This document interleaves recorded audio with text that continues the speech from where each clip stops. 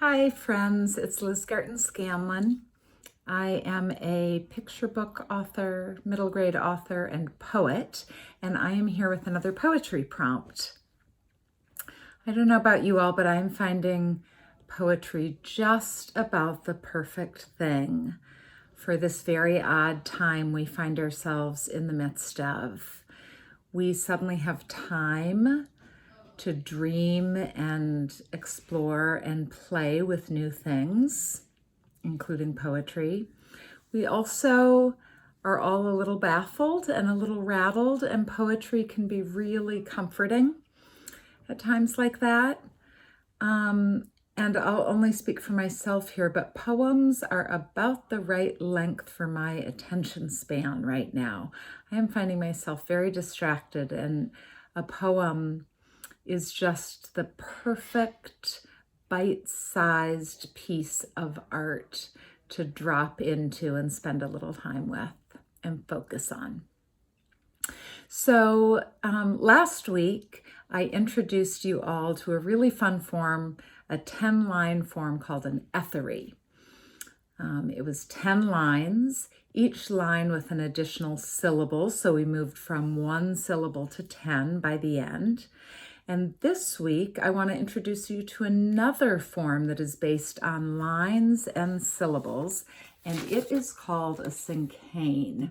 A cinquain is half the length of an ethary. It is 5 lines instead of 10.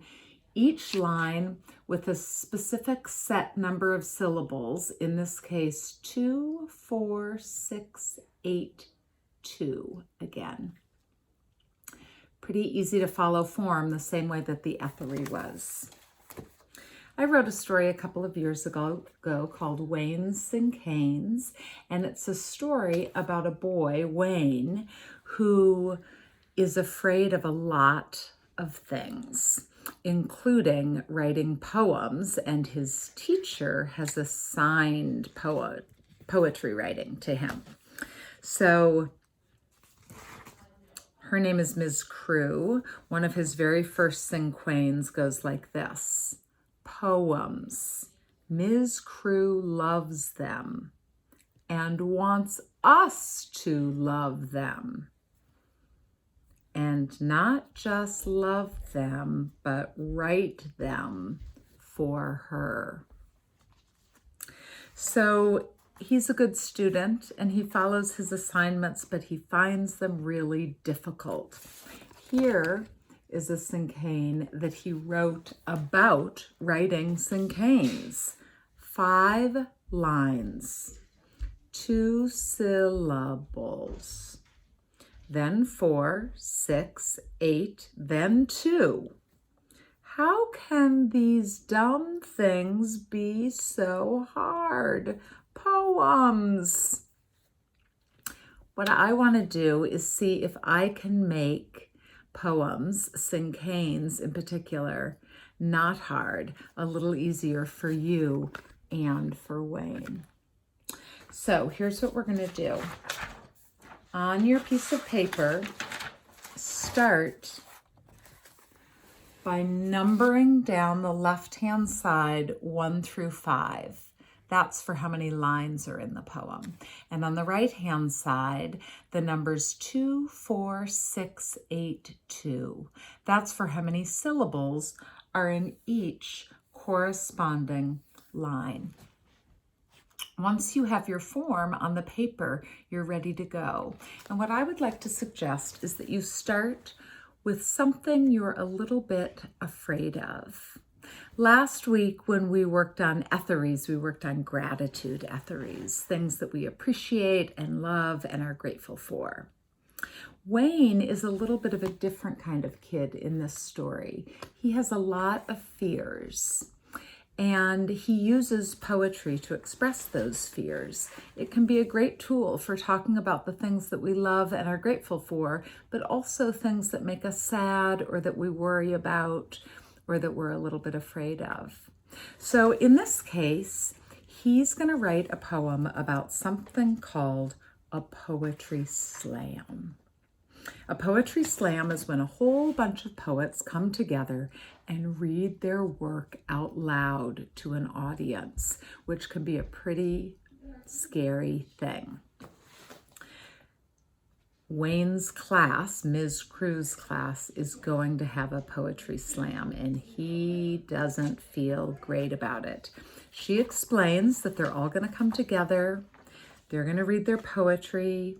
They might wear French berets, little hats, because that's one of the things you might do at a poetry slam. And most importantly, at the end of every reading, instead of clapping, all the other poets are going to snap, because that is the equivalent of applause at a poetry slam. Even though Wayne likes snapping, he's not that keen on this idea. And so he writes a poem about his fear of a poetry slam. And it goes like this. A slam sounds like a wave, a tsunami-like wave, and I can't surf or breathe underwater. Oh, poor Wayne. Now, how did he do that? Like this. Remember that you take your sheet of paper with the number of lines and the number of corresponding syllables, and you want to start with the thing you're afraid of. If you can't figure out how to put it into 2 syllables, maybe you can divide it over more than 1 line, and you could get a parent or a sibling or a teacher to help you with that. In Wayne's case, what he was afraid of was a slam, 2 syllables. In the next line, he compares it to something a little scary. Sounds like a wave. But not all waves are scary. How to make it even scarier? A tsunami-like wave. 6 syllables. And he goes on until at the end he's described this scary thing.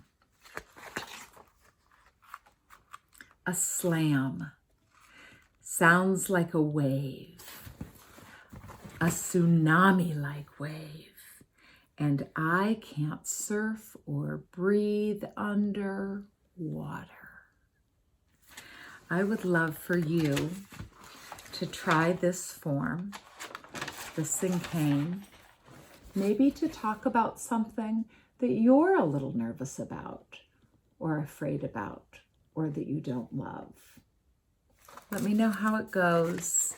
Have fun, and please stay safe and well at home. Thank you.